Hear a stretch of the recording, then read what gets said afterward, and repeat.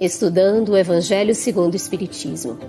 Um estudo sequencial da obra O Evangelho segundo o Espiritismo de Allan Kardec. Essa é a nossa forma de transmitir esperança, conhecimento e alegria.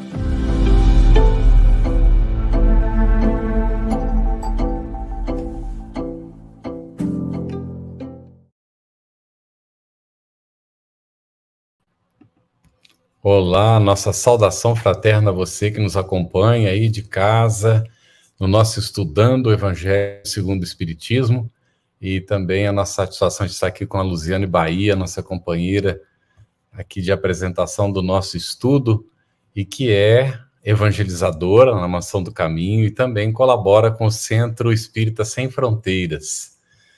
E nós contamos hoje também com as nossas intérpretes para Libra, que são do grupo de estudos surdos espíritas. Temos a Tainante Num e a Eliane Carvalho, que fazem a interpretação aqui do nosso estudo para Libras. Muito obrigado pela parceria. Boa noite a todos. É uma grande alegria estarmos aqui juntos nesse Estudando o Evangelho segundo o Espiritismo. Cumprimentamos o nosso querido Carlos, diretor da FEB, coordenador nacional da área de estudo do Espiritismo. A todos vocês que estão chegando aqui neste espaço virtual de comunhão, de união, aos nossos convidados, às nossas intérpretes para Libras, e aproveitamos para apresentar o Romero de Matos Esmeraldo, médico, cirurgião de transplante de órgãos, residente em Fortaleza, Ceará. Participa do Centro Espírita Casa do Caminho e Grupo Espírita Meimei em Fortaleza, e também do Centro Espírita Sem Fronteiras. Boa noite, Romero, seja muito bem-vindo. Obrigado, Luziane. Boa noite a todos. Carlos, meus cumprimentos. A Joselma, é um prazer conhecê-la. E a intérprete de Libras, o nosso agradecimento pela bondade, pelo prazer e pelo convite que nos fez para participar desse estudo. É com grande prazer que a gente vai debater alguns aspectos do Evangelho segundo o Espiritismo, especialmente na sua introdução. E é sempre bom estar estudando sobre Jesus e sobre a sua palavra. Então, boa noite a todos aqueles que nos ouvem, e que é muito prazer também transmitir a vocês, a quem nos dirigimos. Muito bem, Romero. E nós temos também como nossa convidada a Joselma Coelho, é escritora e palestrante espírita, atualmente é presidente da Sociedade Espírita Maria Nunes, SEMAN, da Sociedade Espírita Joana de Ângeles, SEJA, e do Instituto Assistencial Espírita André Luiz. Joselma, muito bem-vinda, uma satisfação imensa tê-la aqui conosco. Uma alegria muito grande estar aqui, a todos vocês, o meu abraço, a minha gratidão pela oportunidade de trabalho, abraçando também os que estão conosco hoje nesse estudo. Abençoados somos nós que encontramos a oportunidade de estudar um pouco mais o Evangelho, né? O Evangelho à luz da doutrina espírita, que nos traz a clareza do convite de Jesus para que a gente possa caminhar à luz da fé raciocinada, né? Sem nenhuma situação de ilusão, de ritual, mas à luz da fé raciocinada, do conhecimento, do estudo e do trabalho. Um abraço, então, a cada um de vocês, Luziane, Carlos, Romero e a nossa amiga que nos interpreta com Libras, que nós possamos estar aqui bem entrosados, sendo instrumentos da vontade dos espíritos amigos, né? Nossa gratidão ao GES, ao Grupo de Estudos Surdos Espíritas, pela parceria na interpretação do nosso estudo para Libras, e aos parceiros que fazem a transmissão simultânea, a Federação Espírita do Distrito Federal, a Web Rádio Fraternidade, Casa Espírita Seara de Luz, TV Ediluz, TV Secal, Espiritismo.net, IDEAC, GECAL e Sistema Deus Conosco de Comunicação. Muito bem, hoje nós damos seguimento ao estudo da introdução de O Evangelho segundo o Espiritismo, abordando o item 4. É o resumo da doutrina de Sócrates e Platão. Vamos tratar aqui na sequência dos tópicos 11 a 16.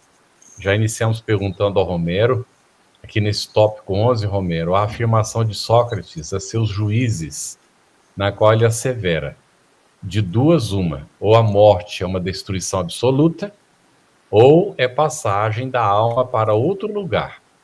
Se a morte é apenas uma mudança de morada, a passagem para o lugar onde os mortos se têm de reunir, que felicidade de encontrarmos lá aqueles a quem conhecemos. Aí perguntamos, Romero, quais os comentários de Kardec a respeito dessa passagem aqui? É muito interessante que Sócrates já tenha essa presciência, esse conhecimento sobre a continuidade da vida após a morte.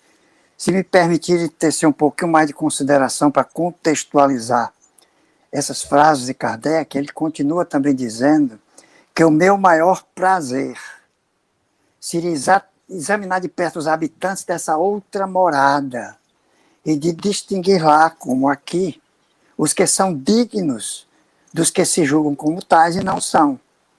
E diz mais, e só para lembrar que ele está falando aos juízes, e é importante a gente ver que ele já havia sido condenado à morte.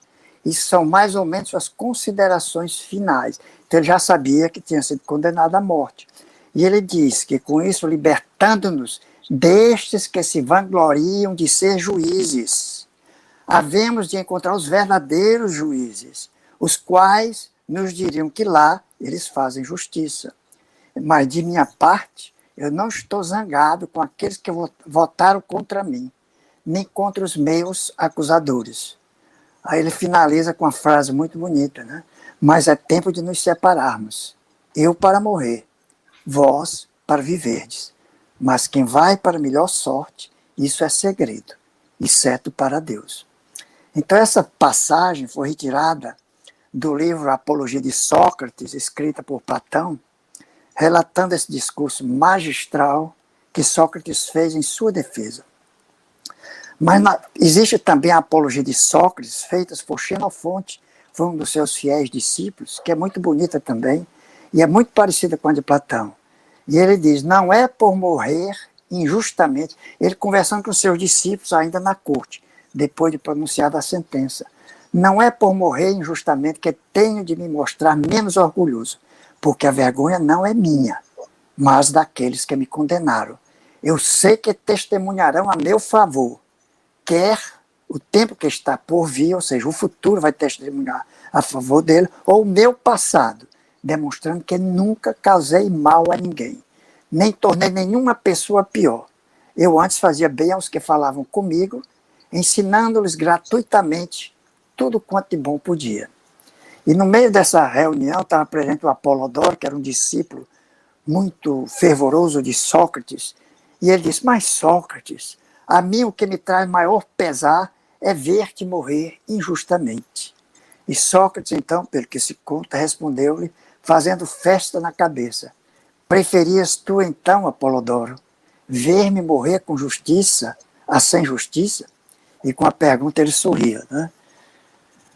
Mas Sócrates comenta que de acordo, aliás, Kardec comenta, de acordo com o que Sócrates disse, que os homens que viveram na Terra se encontram após a morte e se reconhecem.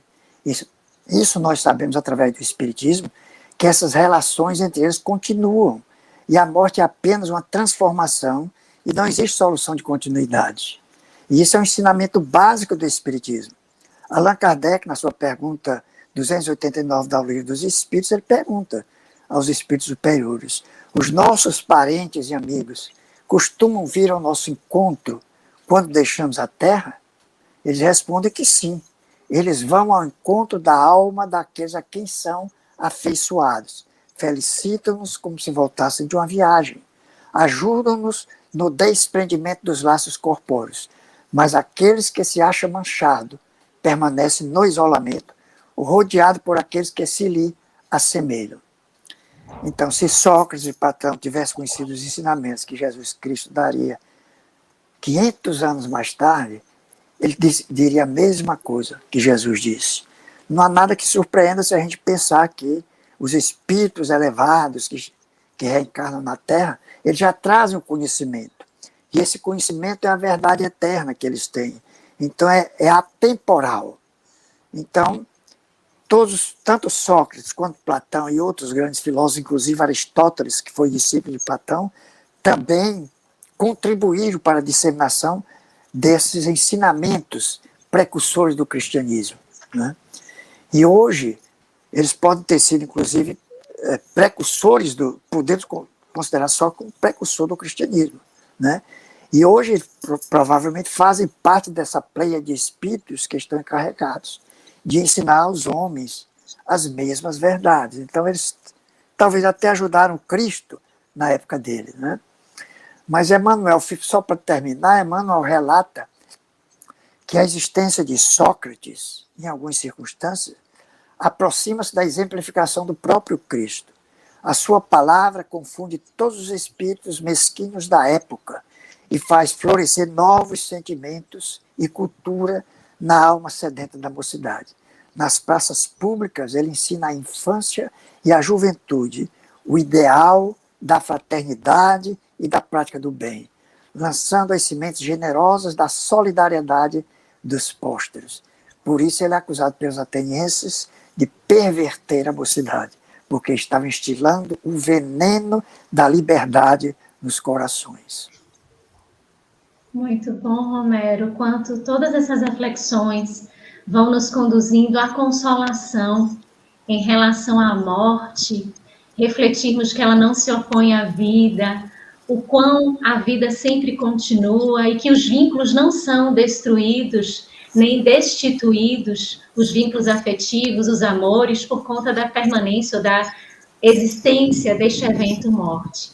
Tudo isso nos traz muita consolação e reflexões mais profundas em torno desse evento. No item seguinte, Kardec destaca um trecho dessa doutrina de Sócrates e Platão, e tem nesse item 12 a seguinte afirmativa: nunca se deve retribuir com outra uma injustiça, nem fazer mal a ninguém, seja qual for o dano que nos hajam causado. O cristianismo e o espiritismo afirmam algo similar, não é, Joselma? Você poderia comentar para a gente, por favor? Sim, é muito interessante, na medida que nos aprofundamos no estudo, no conhecimento, nós vamos tendo a certeza, a convicção de que as leis divinas que regulam a vida e a relação dos seres no universo, ela, em todas as épocas, em todas as circunstâncias, essas leis são identificadas e vivenciadas pelas pessoas daquele período. É claro que a visão de cada período se abre com a maturidade das criaturas. Mas essa relação, essa semelhança que existe entre a afirmativa dele e da doutrina se dá porque as leis divinas são imutáveis. E aqueles que conhecem as leis, que buscam vivenciar as leis, elas, então, não tem como agir diferente. A lei é a mesma.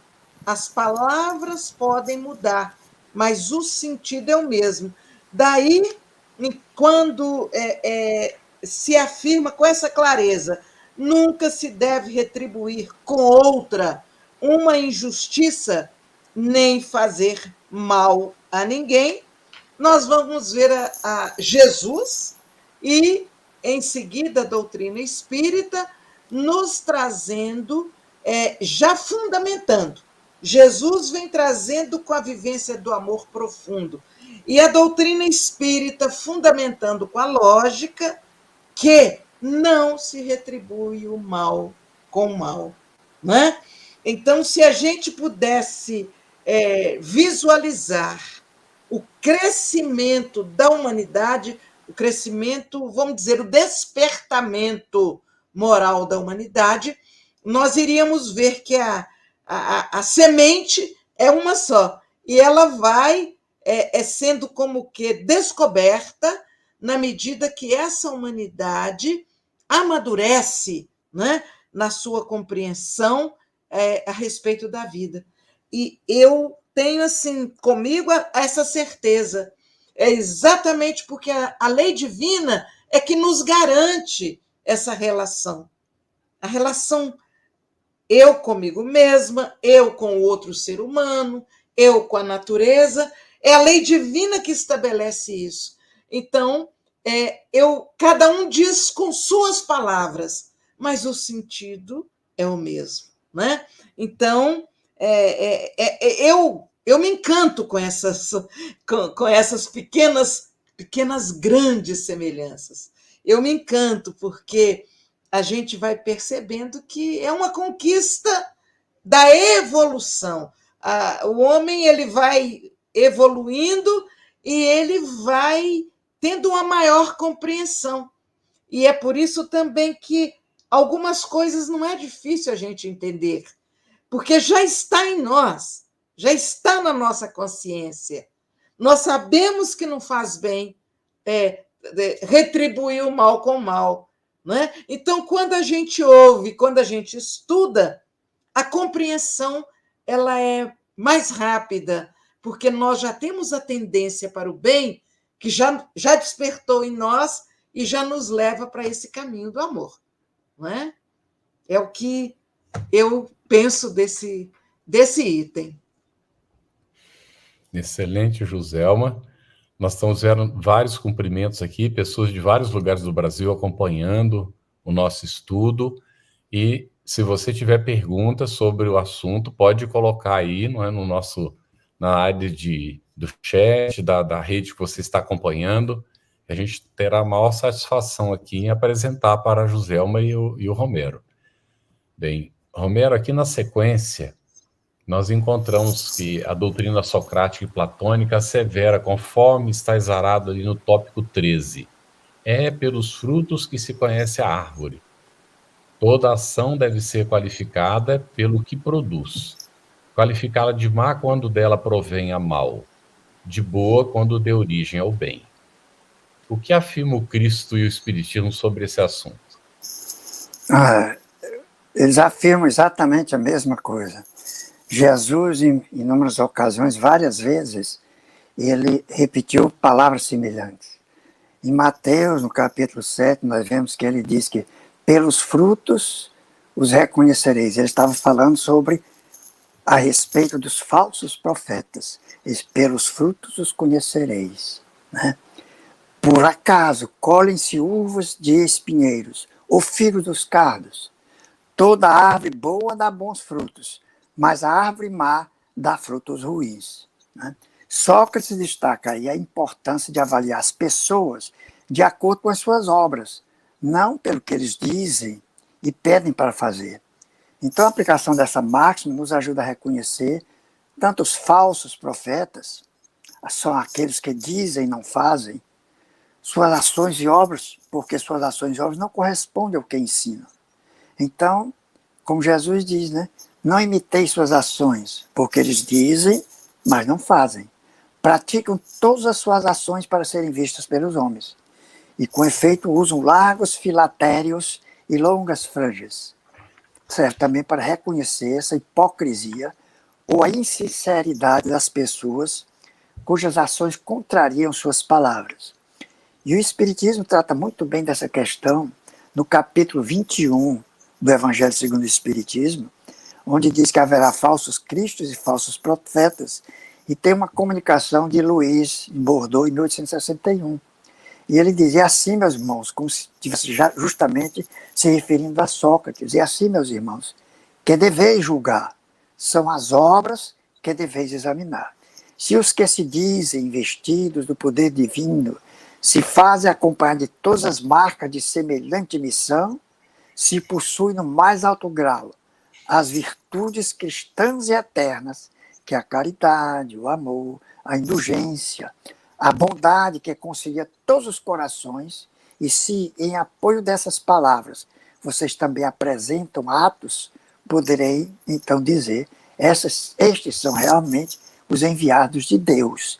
Então, se os falsos profetas, você os reconhecerá. Aqueles que se dizem enviados terão que provar pelas suas ações, pela sua superioridade moral, pelo seu desenvolvimento intelecto moral, que são realmente dignos de representar aqueles que eles dizem que representam, que é o Cristo, né? Então, a gente vê que eles não se dizem como tais, eles são essencialmente honestos e humildes, né? Então, eles aconselham que a gente deve fugir de tudo que revele um átomo de orgulho, como se a gente fugisse de uma doença, que corrompe tudo que toca, né? Então, cada criatura traz na fronte, mas principalmente nos atos, a marca da sua grandeza ou da sua decadência, né? E nós vimos anteriormente, em outros estudos, que os escribas podem representar a vaidade humana do intelecto, ou saber que, em geral, espera o reconhecimento dos homens e que se satisfaz mais com a retórica do que com a experiência dos preceitos divinos. Então, os escribas, naquela época, eles eram os estudiosos responsáveis por esclarecer as leis para os judeus, que ensinavam e esclareciam todos os itens da lei. E nem todos agiam como eles ensinavam, né? E ainda bem que isso não acontece hoje em dia, né? Só que eu peço a Deus que eu possa eliminar os resquícios de escriba que ainda carrego dentro de mim, porque o orgulho do conhecimento, a vaidade do conhecimento, é uma chaga que a gente tem que evitar. E os fariseus representam as pessoas que adotam comportamentos que impressionam os olhos humanos e eles projetam uma imagem social, mas não são o que eles aparentam. Portanto, sepulcros caiados por fora, né? Excelentes reflexões, Romero. E um pouquinho antes do Carlos falar contigo sobre essa frase que remonta o Cristo e que o Cristo a proferiu algumas vezes, o Fernando Teles, para que a gente perceba como a gente está conectado, né? Porque o estudo a gente vai fazendo aqui e os nossos irmãos queridos de casa vão participando no chat, já nessa comunhão, nessa mesma vibração. E o Fernando Teles, às 21h47, trouxe um comentário que está lá em Mateus, capítulo 12, versículo 35. O homem bom tira boas coisas do bom tesouro do seu coração. E o homem mau, do mau tesouro, tira coisas más. Já trazendo um pouquinho desses comentários que aqui você nos apresentou. E vão surgindo aqui diversas mensagens, né? Diversos comentários, a gente pode trazer as perguntas, para que a gente possa ir participando desse momento, trazendo as nossas reflexões também. E nós vamos colocar uma pergunta para a Joselma, que está no item posterior, né? Está logo aqui no item 14, dessa doutrina de Sócrates e Platão, e é um comentário, onde tem assim, a riqueza é um grande perigo. E esse pensamento, ele está em conformidade com o pensamento do Cristo e do Espiritismo, Joselma? Dentro daquela afirmativa inicial do meu comentário, em que eu falo nessa linha comum e que vai num progresso, nós vamos perceber que a riqueza, no passado, me parece que o perigo era maior. E eu digo por quê. Exatamente porque o trabalho íntimo em relação ao amor e à caridade ainda não era uma prática comum.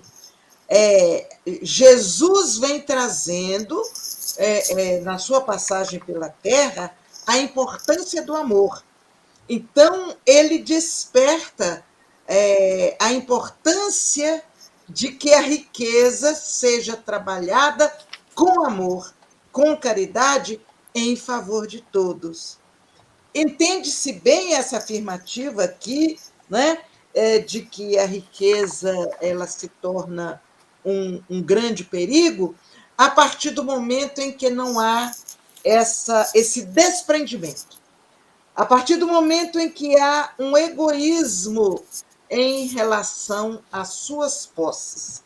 E nós poderíamos trazer como exemplo, claro, o nosso mancebo rico, que ele já conseguia praticar algumas das recomendações da lei, mas quando Jesus o convida a abrir mão das suas posses para segui-lo, ele não teve forças para renunciar.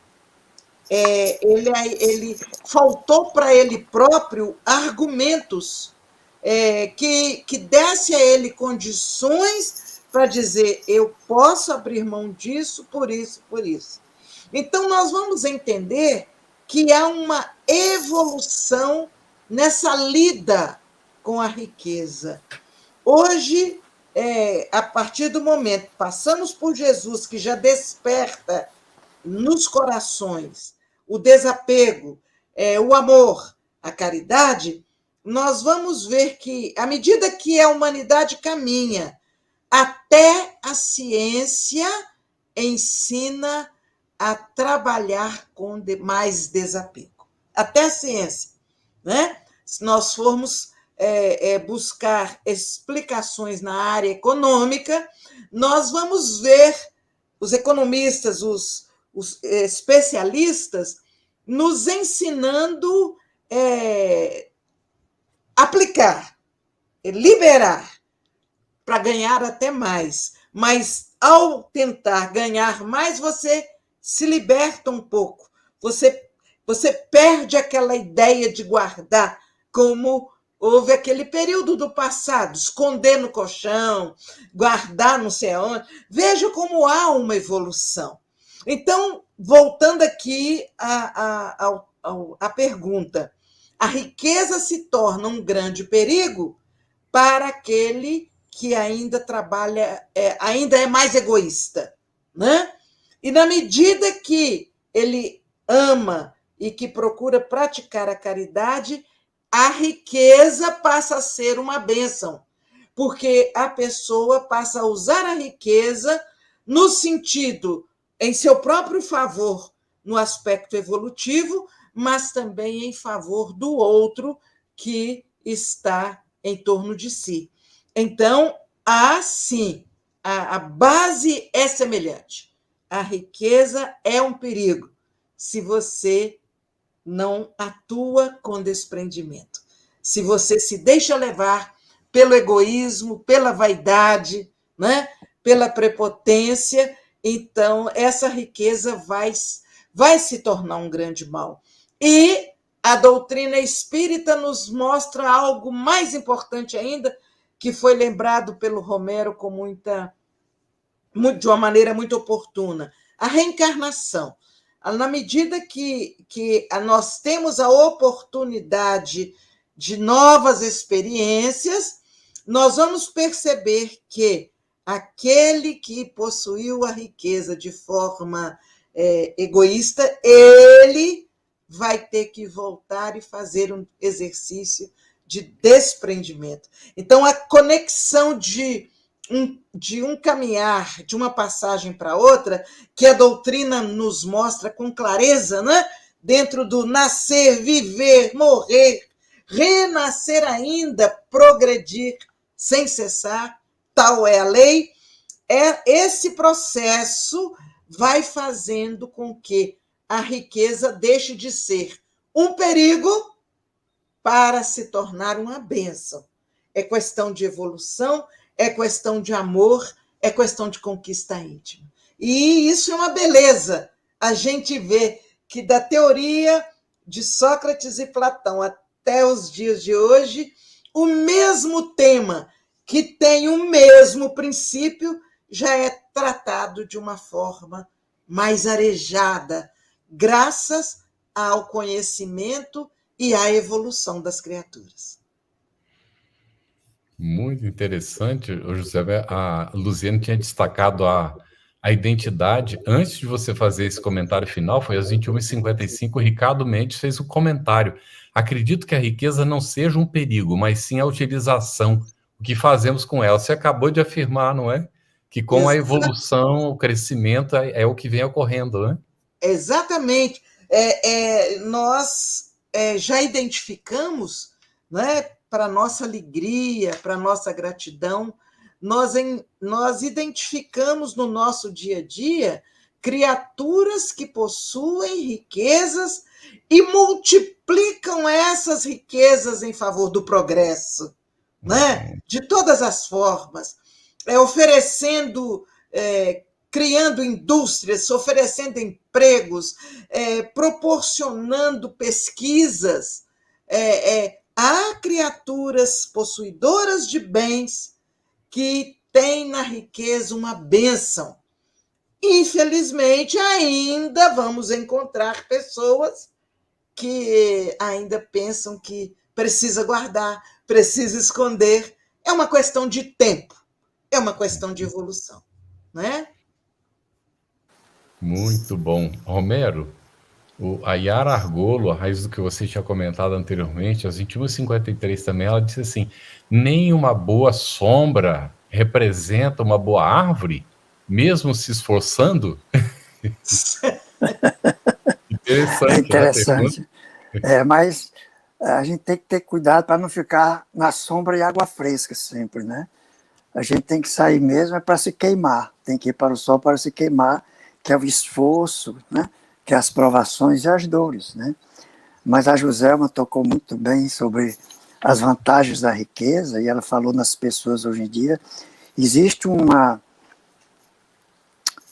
tradição americana que se disseminou, mas é predominantemente americana, que é a filantropia.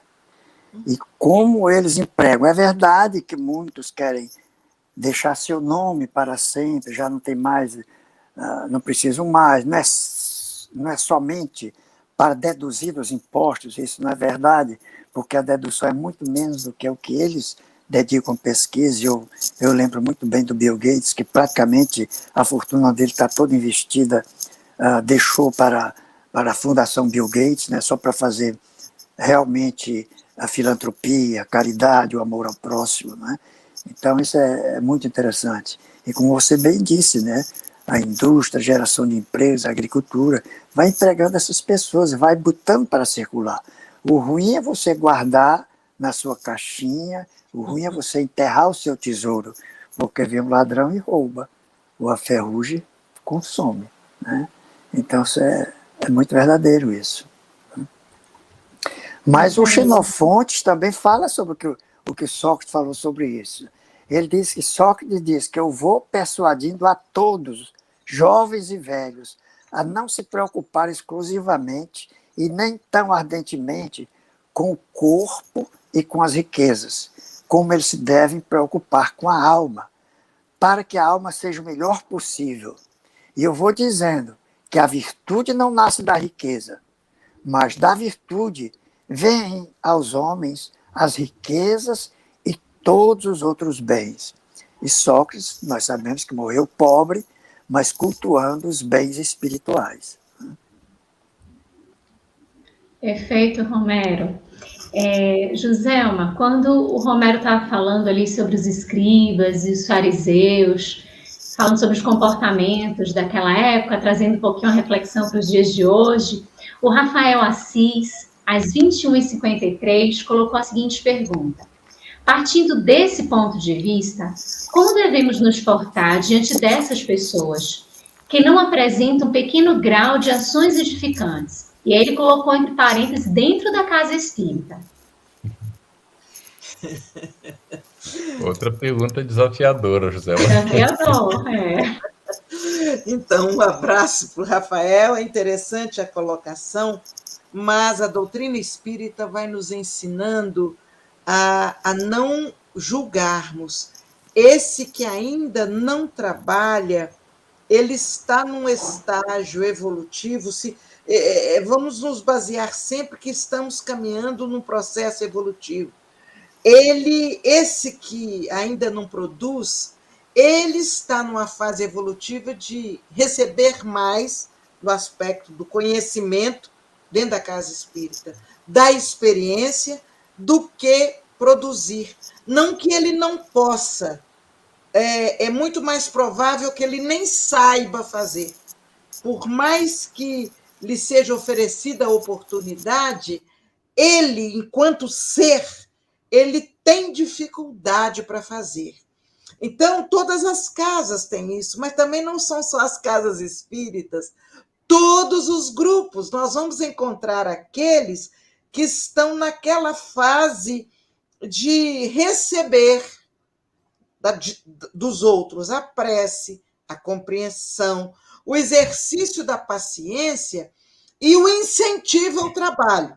Não é deixá-los quietos, mas, assim, promover oportunidades para eles trabalharem e contribuírem, mas sem esperar que eles vão dar grandes saltos, porque não vão. É dentro do limite deles na condição evolutiva. Certamente, em outras oportunidades, eles vão perder aquele peso vibratório que eles arrastam e não conseguem se movimentar muito. É questão de tempo, né? Por outro lado, tem aqueles outros que trazem uma quase aflição para trabalhar, para produzir, para ir limpando os compromissos do passado, né? Mesmo que não saiba quais são os compromissos, mas é uma espécie de ansiedade íntima que eles têm de fazer. E na condição mediúnica de todos nós, não estamos falando em fenômeno mediúnico, eu estou falando nessa condição que todos portamos, segundo o livro dos médiuns, que é a mediunidade. Na nossa condição mediúnica, nós vamos sendo influenciados pelos amigos espirituais da casa espírita, estou focando na pergunta dele, e esses, então, vão nos intuindo da melhor forma de como agir com aqueles que ainda não dão conta. Olha, é tão sério isso, porque às vezes os espíritos amigos custaram a levar aquelas pessoas para a casa espírita, pelo menos para eles respirarem o ar. Quando eu falo respirar o ar, é num sentido amplo, do ambiente, observarem, verem, uma coisinha ou outra a gente dá a chance a eles de fazer. É possível que alguns deram até trabalho os espíritos amigos para irem para casa. Aí chega lá, nós cobramos tanto, porque eles não conseguem fazer o que a gente espera deles, que nós criamos uma dificuldade muito grande. Quando nós estamos na casa espírita, para quê? Para estudar, para aprender, para evoluir e para praticar aquilo que nós estamos aprendendo do Evangelho de Jesus à luz da doutrina espírita. É um campo de exercício abençoado que nós temos. Então, aquele que chega e não faz, vamos dar coisas menores que eles vão fazer, ficar felizes porque fazem. Não vamos desafiá-los de uma só vez. Também não vamos desprezá-los, porque todos têm algo a oferecer. Dentro das próprias colocações de Platão e Sócrates, todos têm algo de útil e de bom a oferecer. Temos que descobrir o que é útil. Às vezes a gente não sabe nem o que nós temos a oferecer, né? Mas é muito sério isso. E eu acho importante, quando nós estamos aqui estudando e refletindo sobre tudo isso, porque nós vamos perdendo um pouco a prepotência. Quando nós chegamos à conclusão, mas que beleza, porque nós temos que fazer ao outro, não podemos retribuir o mal com o mal e tal, a gente acha que nós estamos assim, num patamar, né, muito evoluído e e começamos a ensinar para os outros isso. Aí a gente volta aqui no Evangelho, na introdução, e vê que isso já era falado por Platão, por Sócrates. Então, não é novidade. Aquilo já está em nós. A novidade está em termos forças para mudar a nossa maneira de ver a vida e de viver a vida, né? Cuidar da nossa própria evolução. Quando a gente diz assim, as pessoas falam, mas então isso é egoísmo, você está querendo cuidar da sua própria evolução? Não, não é egoísmo. Porque enquanto eu evoluo, eu cuido da minha evolução, eu vou arrastar os que estão em torno de mim com o meu exemplo. Ele, olha, ela evoluiu, olha como é que ela era assim, olha como é que ela melhorou. Então, pelo exemplo, magneticamente eu arrasto outras pessoas. Mas se eu fizesse discursos, né? Então, quando eu cuido da minha evolução, eu promovo a evolução de muitos. E no caso do exemplo que ele trouxe, vamos trabalhar, evoluir, que ele vai na onda, né? Esse que ainda está quieto, né? Desculpa, eu falei muito. Excelente, José. Não falou muito, não. Falou, foi bem. Me fez lembrar do Gandhi, né? Quando uma alma se ilumina, muitas almas se iluminam com ela. Pois então, o nosso esforço, né, de trabalho. Excelente. Olha só, a Bedanina Fontes, às 10h07, ela botou assim, que noite. Desde as 19 horas, assistindo lives edificantes com tantas pessoas iluminadas. Gratidão a Deus e a todos. A gente que agradece, não é? Aí vocês acompanhando. Os iluminados são vocês aí, o Romero, vocês aí. Os iluminados estão no mundo espiritual. Estão no mundo espiritual fazendo o maior esforço para que a gente fale bem, não é? Excelente, Bedanina. A gente fica muito agradecido aí pelo apoio, não é? Mas nós precisamos seguir o que de fato, não é, traz a iluminação é a doutrina espírita. Temos vários comentários muito interessantes, não é, Luziane, aqui o pessoal dando contribuição aqui a respeito do assunto. Excelente. Vamos ver depois se você pesca alguma coisa, Luziane. Para Romero agora, Romero. No tópico subsequente, Platão discorre sobre aqueles que são verdadeiramente justos e retos. Aí nós perguntamos, o que ele afirma? Poderia comentar um pouquinho, por gentileza? Pois não, é um prazer. O que ele afirmou foi que as mais belas preces e os mais belos sacrifícios agradam menos à divindade do que uma alma virtuosa que faz esforços para se lhes assemelhar. Aí ele diz que seria muito grave se os deuses dispensassem mais atenção a essas oferendas do que a nossa própria alma. Dessa maneira, os maiores culpados poderiam conquistar os favores de Deus, né? Mas não, somente os verdadeiramente justos e retos, por suas palavras e atos, pelas suas ações, cumprem seus deveres para com os deuses e para com os homens, né? E é interessante que no capítulo 10 do Evangelho segundo o Espiritismo, Kardec trata dessa parte aí também, né? Mas nessa afirmação de Sócrates, nós percebemos o destaque que ele está dando à justiça e à virtude, né? Em que ele diz que uma alma virtuosa e a um homem justo e reto, essas virtudes são muito mais agradáveis aos deuses do que os sacrifícios, né?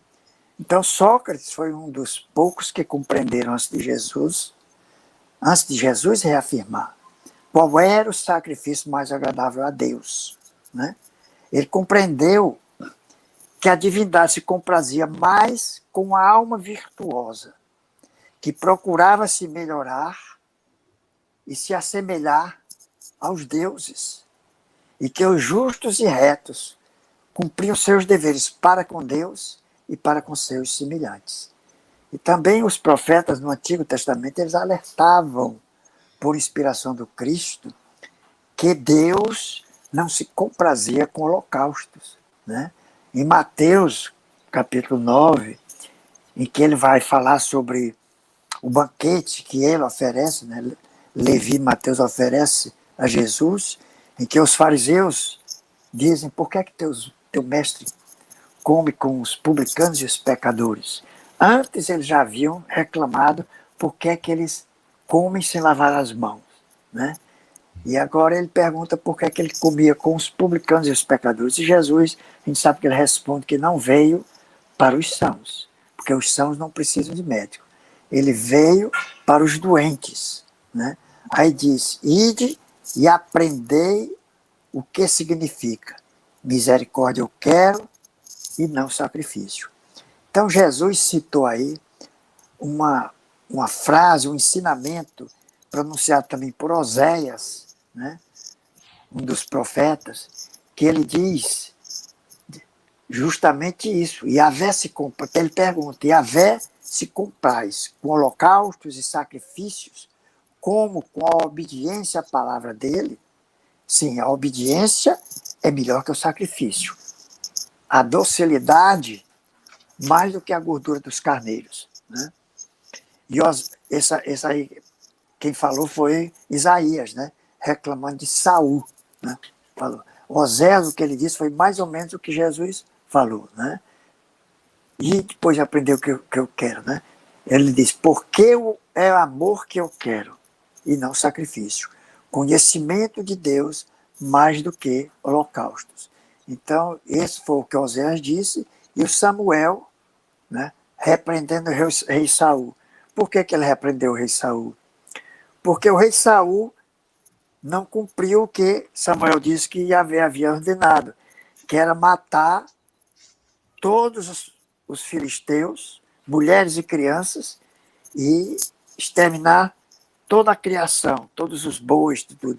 E, no entanto, ele poupou algumas pessoas e poupou o gado, né?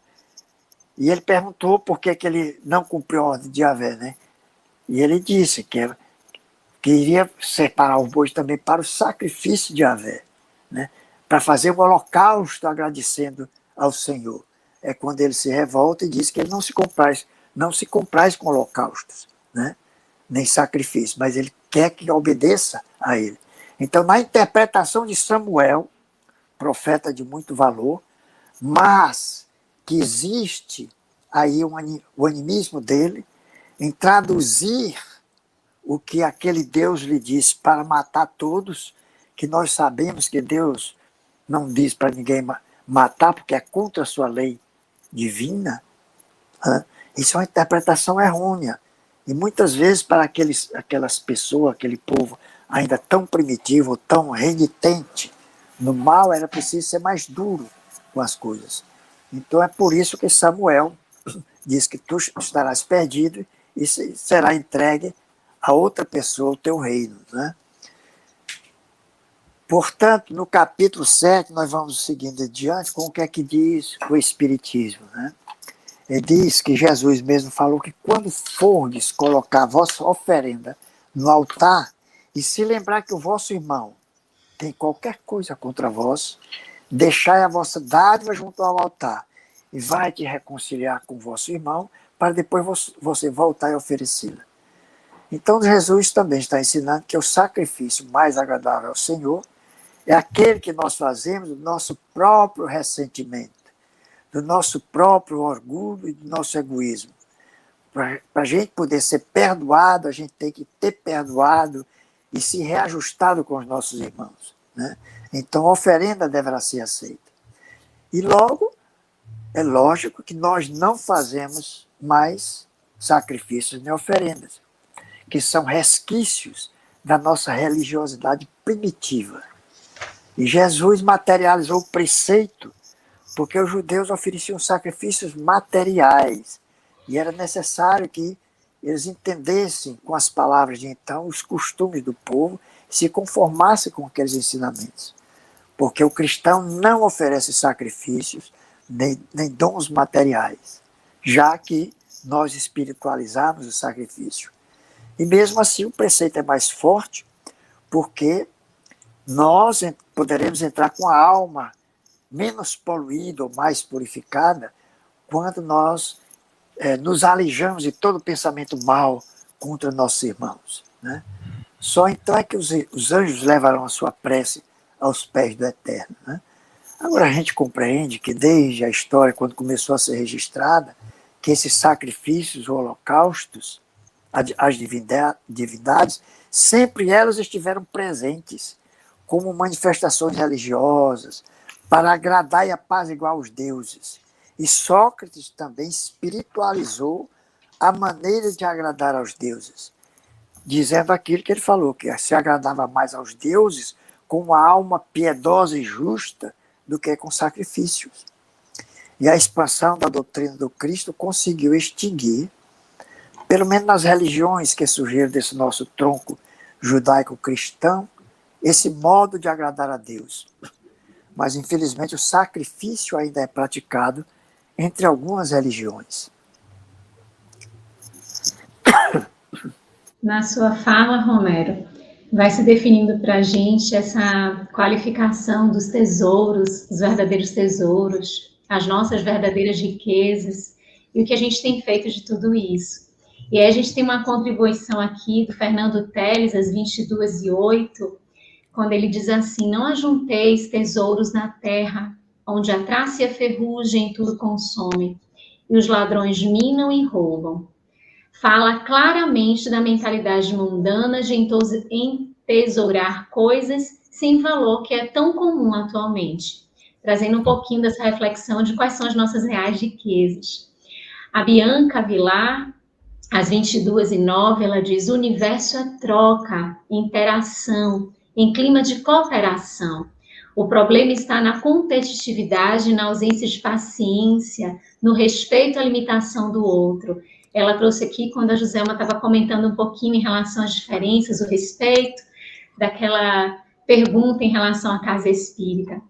E mais adiante, a gente tem muitas contribuições tão ótimas, as participações. A gente tem aqui a Marisa Pereira Costa, trazendo um depoimento tão sensível, às 22h15. Ela diz assim: muito bom estar assistindo. Eu tento ler o Evangelho para depois tornar a ler e estudá-lo, mas encontro dificuldades para entender. E hoje estou acompanhando esta live com o Evangelho aberto e sorvendo todas as explicações. Muito bom, muito obrigada. Muito obrigada a você, Marisa, por estar aqui com a gente, porque essa energia sendo trocada é aprendizado mútuo o tempo todo. Muito boas as participações, e a gente sempre pode ir trazendo aqui os nossos comentários, as nossas perguntas, para que a gente possa ir interagindo e construindo esse estudando o Evangelho segundo o Espiritismo. E aqui nós temos uma pergunta para a Joselma, que a gente encontra no item 16. É o trechinho destacado por Kardec, que diz assim: chamo homem vicioso a esse amante vulgar, que mais ama o corpo do que a alma. O amor está por toda parte em a natureza, que nos convida ao exercício da nossa inteligência. Até no movimento dos astros o encontramos. O que Kardec comenta sobre isso, Joselma? Kardec traz para nós, baseado no Evangelho, que é o que nós estamos estudando, eu iria lá no capítulo 17, né, que nos convida a sermos perfeitos, e quando a gente pega esse convite de Jesus, sede perfeitos, que Kardec trabalha muito bem esse convite de Jesus, no capítulo 17, nós vamos ver que o grande convite sede perfeitos é: procure amar. Em outras palavras, tudo que está escrito aqui nos convida a vivenciar o amor. O amor, ele vibra, como Kardec afirma, o amor vibra em todas as faixas, desde o subsolo, né? Entre aqueles vermes que ali labutam, como diz o espírito Joana de Ângeles, até nas esferas celestes, o amor, ele vibra em todas as faixas. E, como eu comecei falando aqui sobre a evolução, né? Ele é esse amor que vibra na condição evolutiva da criatura. E é ele quem nos norteia os passos e as relações. Então, a afirmativa de que ele chama o homem vicioso ao que é vulgar, que não tem amor, ele tem paixão, né? Essa criatura mais vulgar, ela não consegue amar ainda, ela se apaixona pelas coisas. Mas, na medida que a criatura começa com os rudimentos do amor, ela vai no evoluir sempre, e aqueles rudimentos vão evoluindo junto com ela, e cada vez mais esse amor interpenetra as suas atitudes, as suas atividades, as suas relações, até chegar num ponto que a gente admira nas outras pessoas, e um dia nós vamos ser assim também, nós vamos evoluir esse ponto, quando nós vamos ver o exemplo de uma Teresa de Calcutá, um Chico Xavier, né?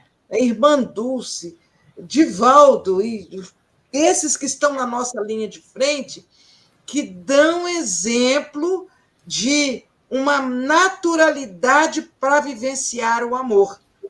A gente ainda tem que fazer um esforço para vivenciar alguns aspectos do amor.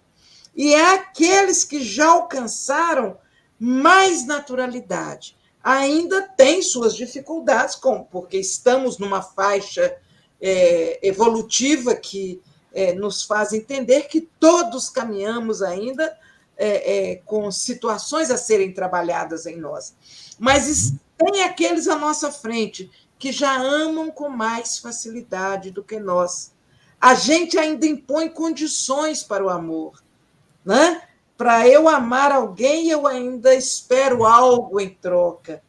E nós vamos ver, então, que esse amor que espera algo em troca, ele é meio vicioso.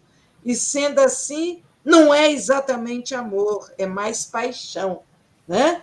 Mas nós vamos, dentro dessa afirmativa linda que Kardec faz, que o amor está em toda parte na natureza, nós vamos identificar isso, né? A natureza em si nos mostra a vibração do amor das mais singelas situações, né?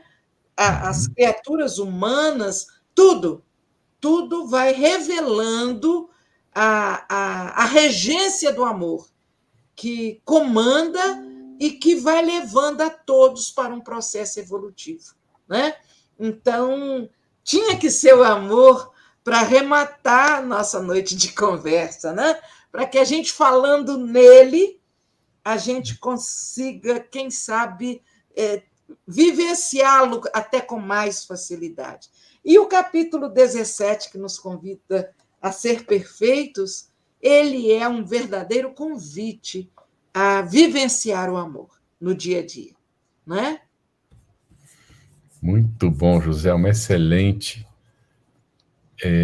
Romero, suas palavras finais sobre o assunto, aí destacando que nós temos vários comentários ainda na área de texto, né, várias contribuições, chamando a atenção para várias passagens do Evangelho, da aplicação. Tá? Excelente a participação das pessoas acompanhando as palavras, né, e tudo.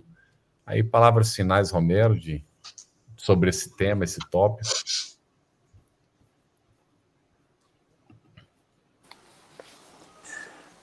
Pois não, Carlos, Luziane, Joselma, sempre um prazer ter essa convivência amorosa com vocês, né?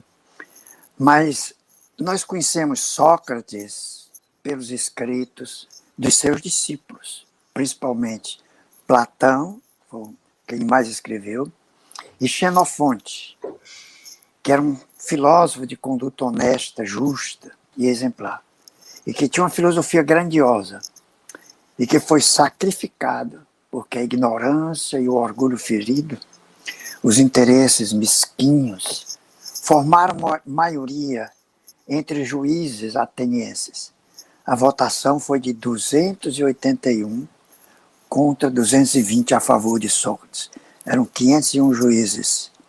E os seus acusadores, que foram 3, arrebanharam e, previamente, eles induziram muitos dos juízes, convenceram a testemunhar falsamente contra Sócrates, né?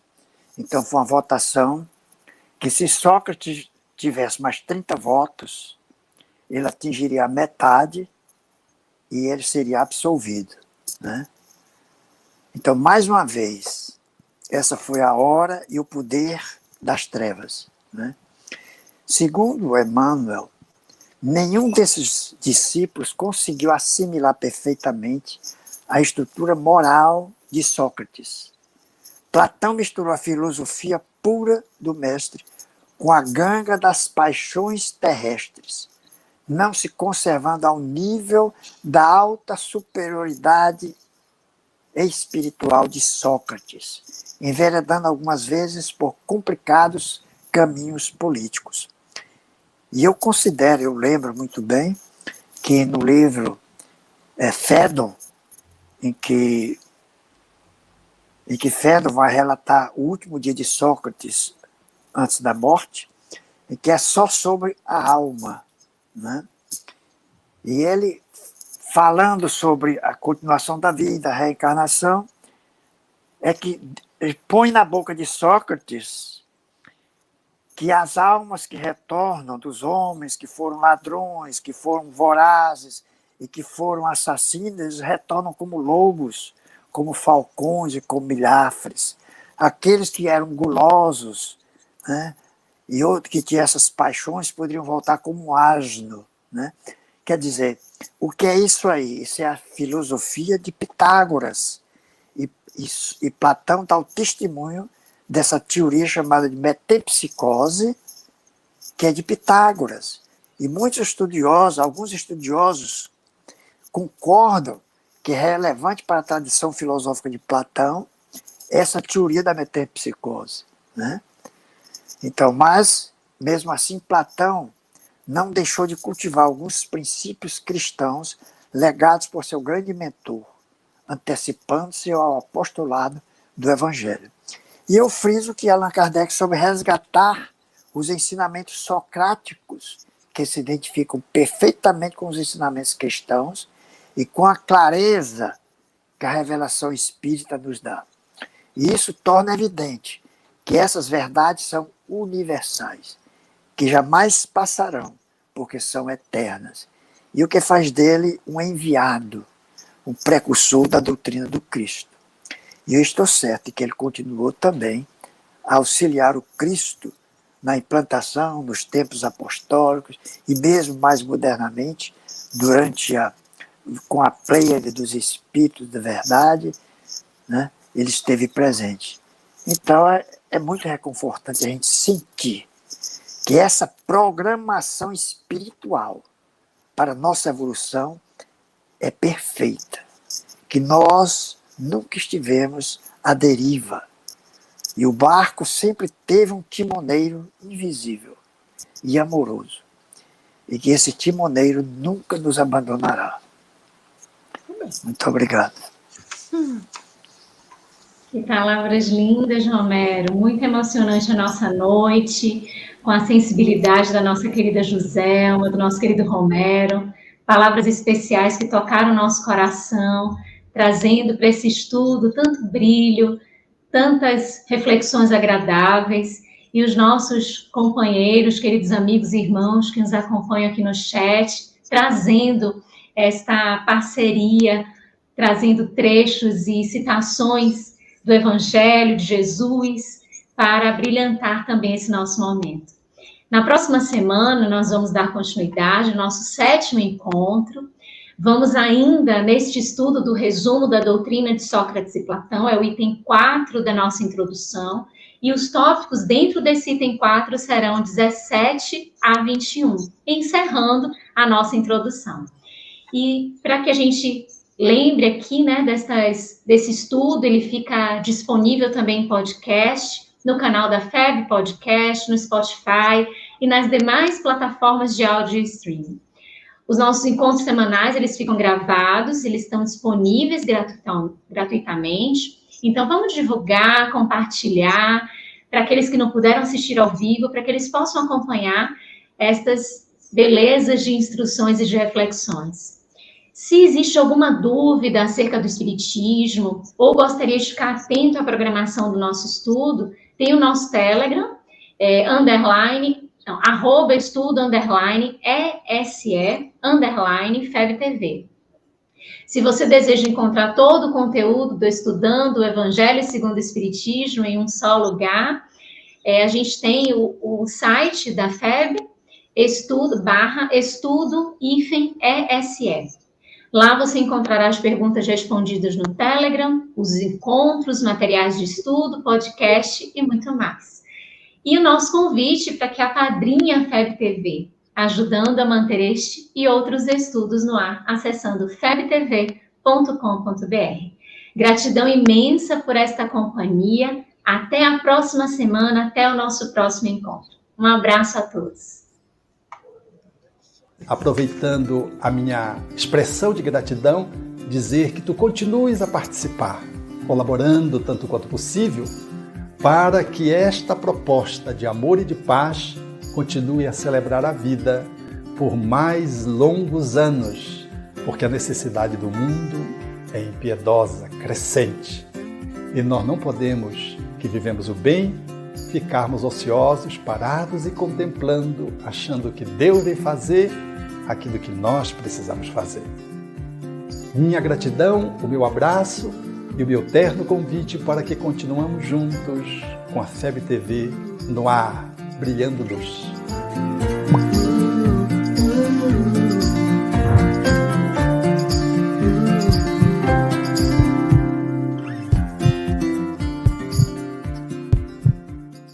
A Federação Espírita Brasileira lança o portal FEB Podcast, com conteúdos em áudio que objetivam esclarecer e consolar corações para uma postura de vida com fé, harmonia e esperança. Diretamente dos estúdios da Federação Espírita Brasileira, está começando o podcast Espiritismo em Pauta. Você está ouvindo o podcast Estudando o Livro dos Espíritos. Olá, eu sou o Thiago Toledo e você está ouvindo o podcast do Cidadão do Universo. Você está ouvindo o podcast do Entre Dois Mundos. Você está ouvindo o podcast do Gostinho de Leitura. Estudando o Livro dos Médiuns. Olá, eu sou a Marina Miranda e você está ouvindo o podcast Minha Nada Mole Encarnação. Essa é a nossa forma de transmitir esperança, conhecimento e alegria. Conheça a Federação Espírita Brasileira, que busca mostrar quem ela é. O trabalho realizado por meio desta instituição centenária, trazendo você para dentro da nossa casa. Como surgiu a Federação Espírita Brasileira? De Augusto Elias, o seu fundador, aos dias de hoje, o que ocorreu? Quem foram e quem são os vultos que fizeram e fazem parte desta história? Qual a relação de nomes como Chico Xavier, Bezerra de Menezes e Boni Pereira com esta instituição? Qual a sua missão? Como ela atua na formação do homem de bem? Apresentaremos a Federação Espírita Brasileira em formato dinâmico com vídeos, depoimentos, postagens históricas, áudios. Conheça e faça parte desta família.